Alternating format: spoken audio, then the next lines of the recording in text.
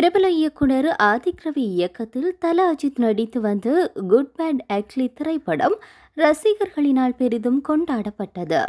குறிப்பாக இந்த படத்தினை Maithri movie maths நிறுவனம் தயாரித்து வந்ததுடன் அஜித்துடன் இணைந்து த்ரிஷா, பிரபு, ஜோகி பாபு, பிரசன்னா, அர்ஜுன் தாஸ் ஆகியோர் நடித்திருந்தனர். மேலும் இந்த படத்தில் கொடூர வில்லனாக அர்ஜுன் தாஸ் நடித்திருந்தார். இந்த படம் 10ஆம் தேதி வெளியாகி நல்ல வரவேற்பினை பெற்று வருகிறது. வெளியாகிய முதல் நாளே 65 கோடி ரூபாய் வரை வசூல் சாதனை படைத்துள்ளது.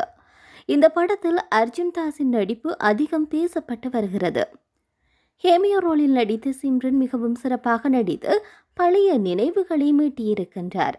இந்த நிலையில் தற்போது இந்த படத்தில் நடித்து வரும் பெருமையான ஒரு பதிவு ஒன்றினை வெளிப்படுத்தி இருக்கின்றார். ஒரு சிறப்பு தோற்றத்தில் வந்தேன், உங்கள் அனைவரின் அன்புடனும் வெளியேறினேன்.